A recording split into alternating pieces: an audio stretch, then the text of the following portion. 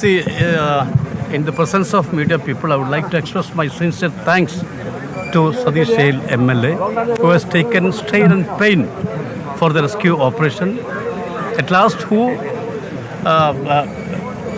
given a leadership to find out the lorry and body of Arjun.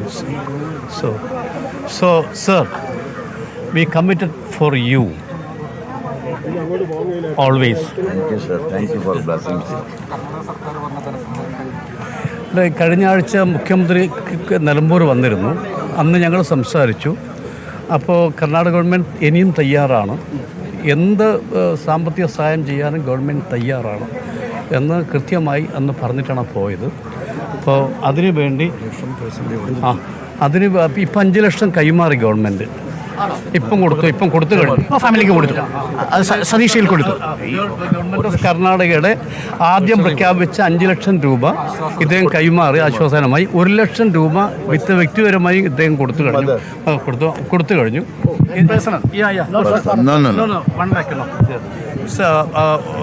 ഇനി വീണ്ടും അന്ന് മുഖ്യമന്ത്രി പറഞ്ഞത് സാമ്പത്തിക സഹായം കൊടുക്കാൻ ഗവൺമെൻറ് തയ്യാറാണെന്ന് പറഞ്ഞു. ഏതായാലും അടുത്ത ആഴ്ച വീണ്ടും മുഖ്യമന്ത്രി കാണാൻ വേണ്ടി പോവുകയാണ്. വീണ്ടും ഒരു സാമ്പത്തിക സഹായം റിക്വസ്റ്റ് ചെയ്യാൻ വേണ്ടി പോവുകയാണ്. അവർ തരാൻ തയ്യാറാണ്. അപ്പോൾ അത് അടുത്ത ആഴ്ച പോയി മുഖ്യമന്ത്രി കാണുന്നതാണ്. എന്നാൽ ഒരു കാര്യം വളരെ വ്യക്തമാണ്, ഇന്ത്യയുടെ ചരിത്രത്തിൽ 72 ദിവസം തുടർച്ചയായി ഒരു റെസ്ക്യൂ ഓപ്പറേഷൻ നടന്നിട്ടുണ്ടെങ്കിൽ അത് അർജുനു വേണ്ടി മാത്രമാണ്.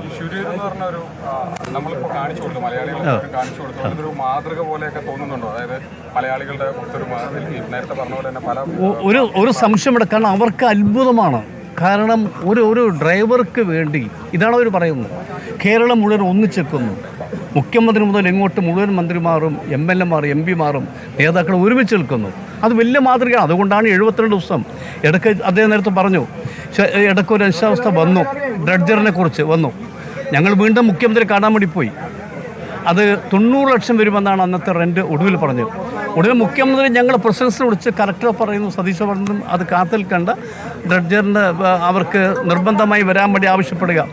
അങ്ങനെ 25 ലക്ഷം ഇദ്ദേഹത്തെ MLA ഫണ്ട് കൊടുത്തു, ബാക്കി 65 ലക്ഷം ഗവൺമെൻറ്റും കൊടുത്തു. ഞാൻ പറഞ്ഞു വരുന്നത് മനുഷ്യസാധ്യമായ എല്ലാ കാര്യങ്ങളും കർണാടക ഗവൺമെൻറ് ചെയ്തു കഴിഞ്ഞിരിക്കുന്നു. പ്രത്യേകിച്ച് കർണാടക മുഖ്യമന്ത്രി സിദ്ധരാമയ്യയോടും അവിടുത്തെ ഗവൺമെൻറ്റും ജനങ്ങളോടും പ്രത്യേകം നന്ദി രേഖപ്പെടുത്താനും കൂടി അവസരം ഉപയോഗിക്കുകയാണ്.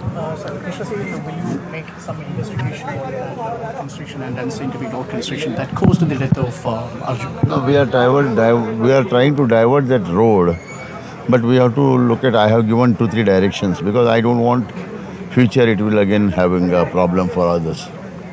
That also we will take care. Okay, and we will do that.